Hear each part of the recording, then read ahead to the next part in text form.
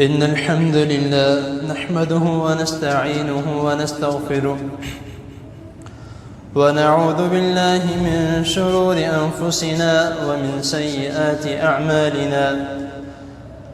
من يهده الله فلا مضل له ومن يضلل فلا هادي له أعوذ بالله السميع العليم من الشيطان الرجيم من همزه ونفخه ونفثه واعبدوا الله ولا تشركوا به شيئا وبالوالدين إحسانا وبذي القربى واليتامى والمساكين والجار ذي القربى والجار الجنب والصاحب بالجنب وابن السبيل وما ملكت أيمانكم إن الله لا يحب من كان مختالا فخورا صدق اللہ. حضرات محترم، اللہ تعالیٰ کی توفیق سے، اللہ کے فضل و کرم سے جو پچھلی اتوار ہمارا درس ہوا تھا، اس میں میں نے ہمسایوں کے متعلق چند باتیں آپ کے سامنے بیان کی تھیں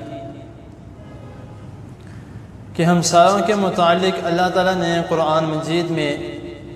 اور نبی کریم صلی اللہ علیہ وسلم نے احادیث میں بہت زیادہ تاکید کی کہ ہمسایوں کا خیال رکھا جائے، ان کے ساتھ بدسلوکی نہ کی جائے،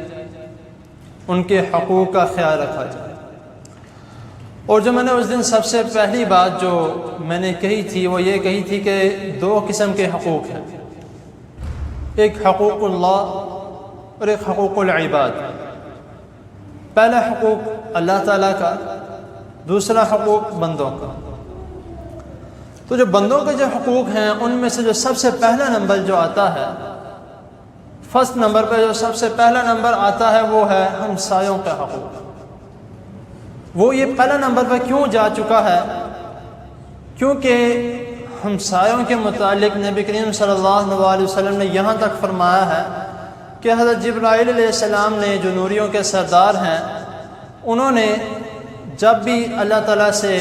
حکم لے کر آتے یا وحی لے کر آتے تو نبی کریم صلی اللہ علیہ وسلم فرماتے ہیں کہ حضرت جبرائیل علیہ السلام نے مجھے ہمسایوں کے متعلق اتنی تاکید کی کہ مجھے شک پیدا ہونے لگا، یعنی ڈر پیدا ہونے لگا کہ ہو سکتا ہے کہ کہیں اللہ تعالیٰ ایسا نہ کر دیں کہ ہمسایوں کو بھی وراثت میں حقدار بنا دیں. یعنی کہ اس قدر تاکید کی. تو ہم جس طرح میں نے پچھلی بار کہا تھا کہ ہم نے ہمسایوں کا خیال رکھنا چھوڑ دیا ہے، اس کے دو وجوہات ہیں. ایک یہ ہے کہ ہماری ان سے ناراضگی ہو، ان سے بات نہ کرتے ہوں کہ یار وہ بندے سے میں نے بات نہیں کرنی. دوسری بات یہ ہو سکتی ہے کہ ہم اس سے بات نہ کرنا چاہتے ہیں، ایک ناراضگی اور دوسرا ہم بات نہ کرنا چاہتے ہیں. دو وجوہات ہوتی ہیں. تو لیکن میں نے یہ بات نہیں بیان کی تھی کہ ہمسائے ہمارے کون کون سے ہیں. صرف دو میں نے کیٹیگری بتائی تھی کہ ایک ہمسایہ وہ ہے جو ہمارے گھر کے ساتھ رہتا ہے، اور دوسرا ہمسایہ وہ ہے جو ہم مسجد میں آتے ہیں تو ہمارے ساتھ کھڑے ہو کے نماز پڑھتا ہے. لیکن اس آیت میں جو میں نے بھی آپ کے سامنے تلاوت کی ہے، یہی آیت میں نے پچھلی اتوار کو بھی تلاوت کی تھی کہ 5واں سپارہ سورۃ النساء آیت نمبر 36 میں اللہ تعالیٰ فرما رہے ہیں والجار ذی القربى نمبر 1، والجار الجنوبی نمبر 2، والصاحب بالجنب وابن السبیل کی 4 کیٹیگریاں اللہ تعالیٰ اس آیت میں فرما رہے ہیں. سب سے پہلی آیت جو سب سے پہلی کیٹیگری ہے والجار ذی القربى، کہ جو قریب کے ہمسائے ہیں. قریب کے ہمسائے کون سے ہیں؟ آپ کے ساتھ پڑھنے والے آپ کے قریبی ہمسائے ہیں، دوست ہیں. سب سے قریب کون ہو سکتا ہے؟ دوست ہو سکتا ہے، یا جو گھر کے ساتھ گھر ہیں وہ ہو سکتا ہے. دوسرا نمبر والجار الجنوبی، اجنبی ہمسائے. اجنبی ہمسائے میں اب کون آتا ہے؟ سب سے پہلا مسجد میں جن کے ساتھ ہم نماز پڑھتے ہیں، ایک دوسرے کو جانتے نہیں لیکن نماز اکٹھے پڑھتے ہیں، وہ ہمسایہ. اور اجنبی ہمسایہ ایک اور کون سا ہے؟ اجنبی ہمسایہ وہ ہے کہ ہم راستے میں کسی کے ساتھ جا رہے ہیں، وہ ہمارے ساتھ، ہمیں اس کا پتہ نہیں ہے کہ پیچھے اس کا فیملی بیک گراؤنڈ کیا ہے، ہمیں نہیں پتہ، لیکن ہم اس کے ساتھ جا رہے ہیں، وہ ہمارا ہمسایہ۔ آگے آگے والصاحب بالجنب وابن السبیل، اور وہ ہمسائے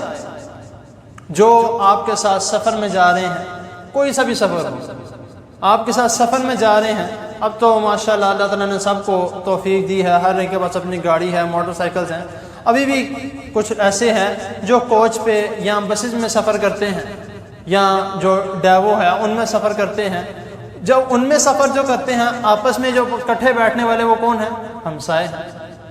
تو لیکن ہم کہتے ہیں کہ وہ ہمارے ساتھ بیٹھا ہوا ہے، تو اس کو یعنی کہ پوچھتے نہیں ہیں۔ اگر کبھی اس طرح ہو، ہم بس میں جا رہے ہوں یا کوچ میں جا رہے ہوں، ہم کوئی چیز کھا رہے ہوں، ہم ساتھ والے کو نہیں پوچھتے،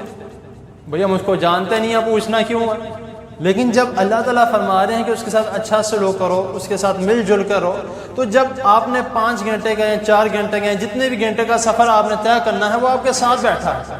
تو آپ کو کیا کرنا چاہیے؟ اگر آپ دیندار ہیں تو کوشش کرنی چاہیے کہ دیندار مسلمان ہونے کا سب سے پہلا فرض یہی ہے کہ جو اس نے خود پڑھا ہے وہ آگے بھی پھیلائے۔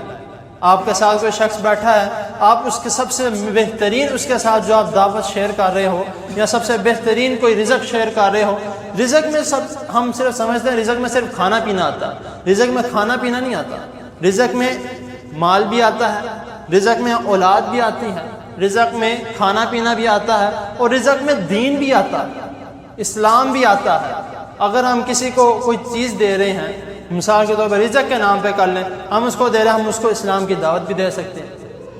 ہم اس کو کوئی نہ کوئی احادیث بھی سنا سکتے ہیں، ہم اس کو کوئی نہ کوئی آیت بھی بتا سکتے ہیں، کوئی نہ کوئی مسائل بھی بتا سکتے ہیں۔ وہ آپ کا ہمسایہ،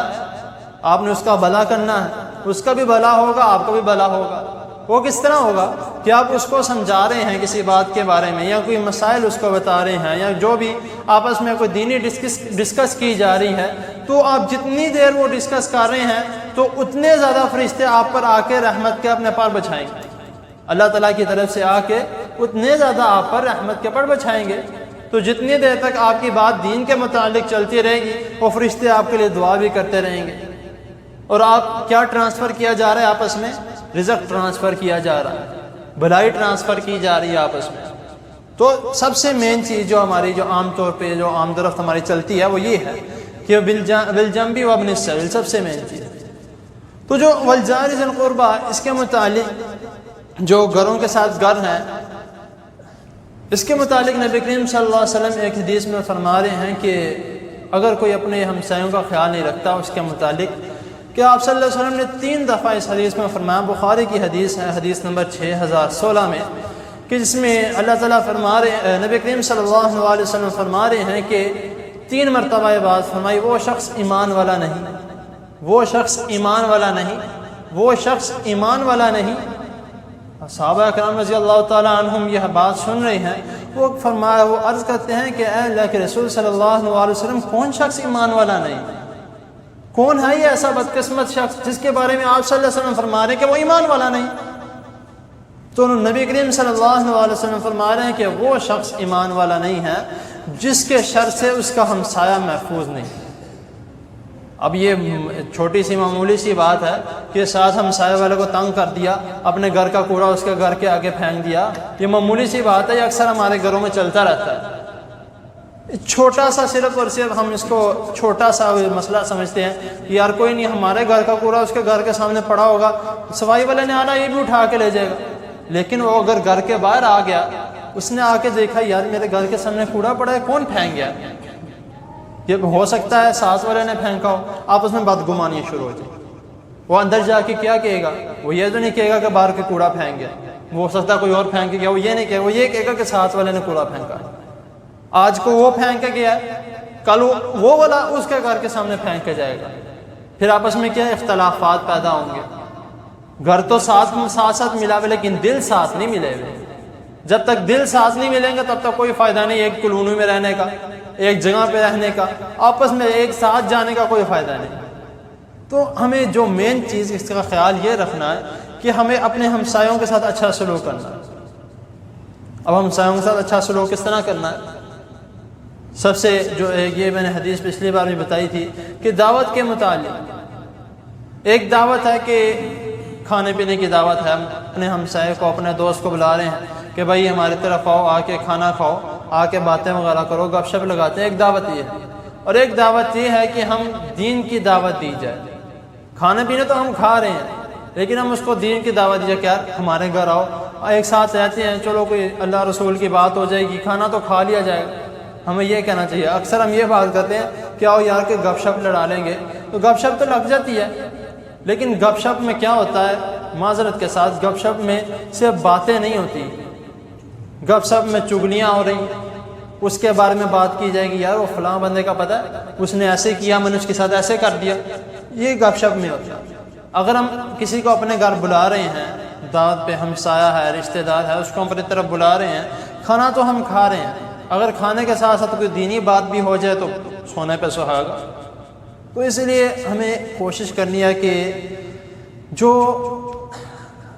اکثر اس طرح ہوتا ہے کہ کئی مرتبہ ایک کالونی میں رشتہ دار بھی زیادہ تر رہتے ہیں کہ وہ ساتھ ساتھ گھر رشتہ داروں کے آپس میں مل جل رہے ہیں،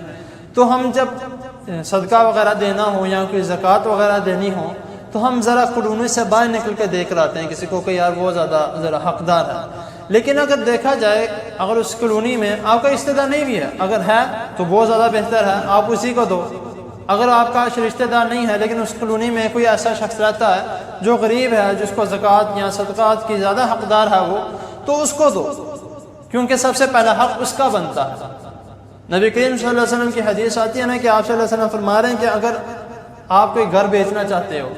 یا کوئی جگہ بیچنا چاہتے ہو یا کوئی بھی چیز آپ دینا چاہتے ہو کسی کو، تو سب سے پہلے اس سے پوچھو جو تمہارے سب سے زیادہ قریب رہتا ہے۔ سب سے زیادہ قریب کون رہتا ہے؟ ہمسایہ رہتا ہے۔ اس سے پوچھو بھائی یہ میں پلاٹ بیچ رہا ہوں یا میں اپنا گھر بیچ رہا ہوں یا میں کوئی چیز دینا چاہتا ہوں یا میں کوئی گاڑی بیچ رہا ہوں، اس سے پوچھ لو وہ لینا چاہتا ہے۔ اگر وہ کہتے کہ میں نہیں لینا چاہتا پھر آگے دے سکتے ہو، ورنہ نہیں دے سکتے۔ اس قدر نبی کریم صلی اللہ علیہ وسلم نے حکم دیا۔ لیکن ہم آپس میں کیا، ہمارا ہمسایہ تو دور کی بات ہے، ہمارے آپس میں رشتہ داروں کے آپس میں نہیں بنتی، ہمسایوں کی کہاں سے بننی؟ اتنی لڑائیاں ہوتی ہیں، کبھی کوئی مسئلہ آ رہا ہے، کبھی کوئی بات آ رہی ہے، کبھی کوئی کہہ رہا ہے کہ آپ صاحب اس کے ساتھ میری لڑائی ہے، میں نے اس کی طرف نہیں جانا۔ اکثر ایسے ہوتا ہے، بہت دفعہ میں نے دیکھا ہے، ابھی بھی کوئی کسی نہ کسی کا کوئی نہ کوئی بات سامنے آ جاتی ہے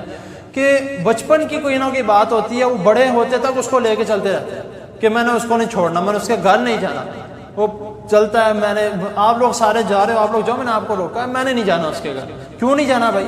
لیکن ساتھ یہ بھی کہہ رہے ہیں کہ میں نے اس کو معاف کر دیا، میرے اس کی بول چال ہے، سلام دعا، لیکن میں نے جانا نہیں ہے اس کے گھر۔ بھائی جب کہہ بھی رہے ہو میں نے اس کو معاف بھی کر دیا، بول چال بھی ہے، تبھی میں نے اس کے گھر نہیں جانا، اس کا مطلب دل میں وہ جو ٹھہرا ہوا ہے، وہ کیا کہتے ہیں، غصہ جو ہے وہ نہیں نکلا۔ اگر آپ نے اس کو اللہ تعالیٰ کے لیے معاف کر دیا تو اس کے گھر جاؤ،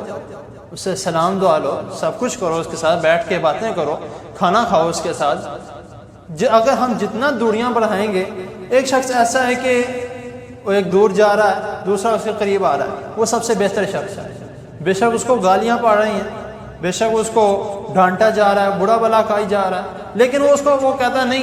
میں نے اس حدیث پہ اٹل رہنا ہے، اس بات پہ اٹل رہنا ہے کہ جس پہ نبی کریم صلی اللہ علیہ وسلم فرما رہے کہ اگر کوئی تم سے دور جاتا تم اس کے قریب جاؤ، اگر کوئی تم سے جان چھڑوانا چاہتا ہے تم اس کو اور زیادہ اپنے قریب لے کے آؤ، اس سے سلام، بار بار سلام لو تاکہ وہ کسی نہ کسی طریقے سے تمہاری بات سنے۔ تو جب نبی کریم صلی اللہ علیہ وسلم ہمیں حکم دے رہے تو ہمیں کوشش کرنی چاہیے کہ ہم اپنے جو بیچ میں کسی بھی قسم کا کوئی بغض ہے، کسی بھی قسم کی کوئی لڑائی ہے، کوئی غصہ ہے، اس کو ختم کر دیا جائے۔ اگر ہم اس کو ختم کر دیتے ہیں تو انشاءاللہ تعالیٰ اگر ہم دنیا میں ساتھ ہیں، ہم نیک ہوں گے، تو انشاءاللہ جنت میں بھی سارے ساتھ ہوں گے۔ تو سب سے جو سوچنے والی بات ہے وہ یہ ہے کہ ہمیں آپس میں کبھی بھی، نبی کریم صلی اللہ علیہ وسلم کی ایک اور حدیث میں ذہن میں آ گئی اللہ تعالیٰ کی طرف سے کہ نبی کریم صلی اللہ علیہ وسلم فرما رہے کہ ایک مسلمان دوسرے مسلمان کو یہ شیوا نہیں دیتا، یعنی کہ یہ اس کے شان و شیان کے خلاف ہے کہ وہ 3 دن سے زیادہ اپنے کسی مسلمان بھائی سے ناراض رہے۔ اب 3 دن سے زیادہ کوئی مسلمان بھائی سے ناراض رہے، ایک حدیث میں یہ بھی آتا ہے کہ وہ دائرہ اسلام سے خارج ہو جاتا ہے۔ تو ہمیں اس کا خیال رکھنا ہے کہ ہم 3 دن سے زیادہ کیوں ناراض رہیں۔ کوئی بات ایسی ہو گئی ہے یا کوئی ایسا مسئلہ یا اس کا شر سے کسی قسم کا ڈر ہے کہ یار وہ کسی قسم کا کوئی فتنہ نہ پھیلا دے، کوئی تکلیف نہ دے دے، کوئی مشکلات نہ پیدا کر دے، تو ٹھیک ہے کوئی بات نہیں، آپ اس سے دور رہ سکتے ہو، لیکن سلام دعا رکھو، اس کے ساتھ سلام دعا رکھو۔ ایک حدیث میں آتا ہے کہ نبی کریم صلی اللہ علیہ وسلم حضرت عائشہ رضی اللہ تعالی عنہا کے ساتھ کھڑے ہوئے تھے، یہاں بیٹھے ہوئے تھے، تو ایک شخص نبی کریم صلی اللہ علیہ وسلم کی طرف آ رہا تھا، تو آپ صلی اللہ علیہ وسلم نے فرمایا کہ اے عائشہ رضی اللہ تعالی عنہا کہ یہ جو شخص آ رہا ہے نا یہ اچھا نہیں ہے، اس کی گفتگو یا اس کا اخلاق اچھا نہیں ہے۔ تو پھر وہ آپ صلی اللہ علیہ وسلم کے پاس سے گزرا تو اس نے بھی سلام کیا، آپ صلی اللہ علیہ وسلم نے بھی سلام کر دیا، آپ صلی اللہ علیہ وسلم نے سلام کا جواب دے دیا۔ اس کے بعد حضرت عائشہ رضی اللہ تعالی عنہا فرماتی ہیں کہ میرے آقا میرے سرتاج، یہ آپ نے کہا تھا کہ وہ شخص فتنہ پھیلانے والا ہے یا اس طرح کا کوئی جو، تو نبی کریم صلی اللہ علیہ وسلم نے فرمایا کہ ایک دور ایسا آئے گا کہ جب لوگ ایک دوسرے سے ملیں گے یا ایک دوسرے سے سلام دعا لیں گے، لیکن اس لیے لیں گے کہ وہ اس سے کسی قسم کا میرے تک کوئی فتنہ نہ پہنچے، تو ہمیں اس کا بھی خیال رکھنا چاہیے۔ ٹھیک ہے پناہ بھی مانگنی چاہیے، حدیث میں آتا ہے کہ اگر کوئی ہمسایہ ایسا ہے جس سے آپ کو شر کا فتنے کا ڈر ہو تو اس سے پناہ مانگو، ٹھیک ہے۔ جب بھی اپنے ساتھ کوئی گھر خالی ہو یا کوئی ایسا مکان کوئی جو بھی ہو، تو اگر کوئی آنے والا ہو تو آنے سے پہلے اللہ تعالیٰ سے دعا کرے، اے اللہ جو بھی میرے گھر کے ساتھ والا ہے اچھا ہو، نیک ہو، میرے ساتھ مل جلنے والا ہو، لڑائی کرنے والا یا فتنہ فساد کرنے والا نہ ہو۔ تو یہ ان آیات کا مطلب اور ان احادیث کا مطلب صرف اور صرف یہ ہے کہ ہمیں آپس میں ایک جٹ ہو کے رہنا چاہیے۔ کیوں اتنی تاکید کی گئی ہے؟ صرف اور صرف اسی لیے کہ مسلمان کا بھائی ہے، اگر وہ بھائی بن کے رہتا ہے تو بہترین ہے، اگر بھائی بن کے نہیں رہتا تو آپس میں ہی فتنہ فساد ہے۔ تو اللہ تعالیٰ کی حضور دعا ہے اللہ تعالیٰ ہمیں بہترین دوست، بہترین ہمسایہ، بہترین رشتہ دار بننے کی توفیق عطا فرمائے۔ اگر ہم کسی کے گھر جاتے ہیں تو ہمیں بہترین مہمان بننے کی توفیق عطا فرمائے، اگر کوئی ہمارے گھر آتا ہے تو ہمیں بہترین میزبان بننے کی توفیق عطا فرمائے۔ یہ ہمیں دعا کرنی چاہیے، کیونکہ صرف اور صرف ایک یہی وجہ ہے کہ ہم دعا نہیں کرتے اور ہمارے اوپر کوئی نہ کوئی مصیبت آ پہنچتی ہے۔ اگر ہم انشاءاللہ تعالیٰ دعا کرتے رہیں گے تو اللہ تعالیٰ بھی ہماری مدد کریں گے، اور اگر ہماری نیت صاف ہوگی تو آٹومیٹکلی ہمیں وہ شخص ملے گا جو ہم سے محبت کرنے والا ہو، جو ہمارے ساتھ رہنے والا ہو۔ نبی کریم صلی اللہ علیہ وسلم کی حدیث آتی ہے کہ آپ جس سے محبت کرتے ہیں اگر وہ اللہ تعالیٰ کے لیے چار باتیں آتی ہیں، کہ بات کر کے انشاءاللہ بات کو مکمل کرتا ہوں حدیث سنا کے، کہ اللہ تعالیٰ نبی کریم صلی اللہ علیہ وسلم فرما رہے ہیں کہ اگر کوئی کسی سے بغض رکھتا ہے اللہ تعالیٰ کے لیے، اور اگر کوئی کسی سے محبت کرتا ہے اللہ تعالیٰ کے لیے، اگر کسی سے کوئی عطا کرتا ہے اللہ تعالیٰ کے لیے، اگر ہاتھ روکتا ہے اللہ تعالیٰ کے لیے۔ اس کا مطلب کیا ہے؟ اس کا مطلب یہ ہے کہ اگر بغض کیا مطلب ہے کہ وہ دین کے بارے میں کوئی غلط الفاظ استعمال کرتا ہے یا کوئی بدتمیزی کرتا ہے یا کچھ بھی کرتا ہے، تو آپ اس کا اللہ تعالیٰ کے لیے اس سے دور رہو، ٹھیک ہے کوئی بات نہیں، آپ بھائی دین کے لیے اس سے دور ہے اللہ تعالیٰ کے لیے۔ نمبر 2، اگر آپ کسی سے محبت کرتے ہو اللہ تعالیٰ کے لیے، وہ کیا مطلب کہ آپ کوئی دین سے محبت کرتے ہو، آپ اس میں دیکھتے ہو کہ وہ بھائی اس کا اخلاق بہت اچھا ہے، وہ دین کی باتیں بیان کرتا ہے، آپ اس سے محبت کرتے ہو، تو اللہ تعالیٰ نبی کریم صلی اللہ علیہ وسلم کا یہ بھی فرمان ہے قیامت والے دن وہ آپ کے ساتھ اٹھایا جائے گا، اور قیامت والے دن جب جنت میں جائیں گے وہ آپ کے ساتھ جنت میں جائے گا۔ اور اگر آپ کسی کو عطا کرتے ہیں اللہ تعالیٰ کے لیے تو وہ یہ ہے کہ آپ نے اس کو دیا تو ہے، لیکن آپ نے یہ دیکھ کے دیا کہ وہ غلط راستے پہ استعمال نہ کرے۔ اگر آپ کسی کو دینے سے ہاتھ روکتے ہو تو اس لیے روکتے ہو کہ وہ غلط جگہ پہ استعمال کرے گا، اس لیے میں نے دیا تو وہ بھی ٹھیک ہے۔ یہ 4 باتیں ہیں، ان 4 باتوں پر عمل کر لیا جائے تو انشاءاللہ تعالی ہماری زندگی سدھر جائے گی، ٹھیک ٹھاک گزرے گی۔ تو اللہ تعالیٰ کی حضور دعا ہے اللہ تعالیٰ ہمیں جو سنا ہے اس کو سمجھنے کی اور اس پر عمل کرنے کی توفیق عطا فرمائے۔ اور ایک آخر میں ایک چھوٹا سا ایک اعلان ہے کہ اکثر اس طرح ہوتا ہے کہ دوست آپ فون آتا ہے یا میسیج آتا ہے کہ کوئی نہ کوئی مسئلہ پوچھنا ہے جو بھی، تو انشاءاللہ تعالیٰ میں آپ سے کوشش کروں گا کہ اپنے درس کے اینڈ پہ ان کا جواب بھی دے دیا کروں گا، تو انشاءاللہ آپ کے سامنے بھی اس مسئلے کو رکھ دیا کروں گا تاکہ جس کو نہیں پتہ اس کو بھی پتہ لگ جائے گا۔ تو اللہ تعالیٰ کی حضور دعا ہے اللہ تعالیٰ ہمیں دین کا کام کرنے کی، دین سیکھنے کی، دین پر عمل کرنے کی توفیق عطا فرمائے۔ جو بیمار ہیں اللہ تعالیٰ ان کو صحت کاملہ عاجلہ عطا فرمائے، جو فوت ہو چکے ہیں اللہ تعالیٰ ان کی ان کی قبر کو جنت کے باغوں میں سے باغ بنائے۔ موسم کے لیے دعا کریں، اللہ تعالیٰ نے موسم بہترین بنایا ہے، اللہ تعالیٰ سے یہ دعا کریں اللہ رحمت کی بارش نازل فرما، ایسی بارش نازل فرما جس سے تمام بیماریاں جو بیمار ہیں جہاں پہ ہاسپٹل میں، گھروں میں، جہاں پہ بھی بیمار ہیں اللہ تعالیٰ سب کو صحت کاملہ عاجلہ عطا فرمائے۔ وآخر دعوانا ان الحمد للہ رب العالمین۔ جزاکم اللہ۔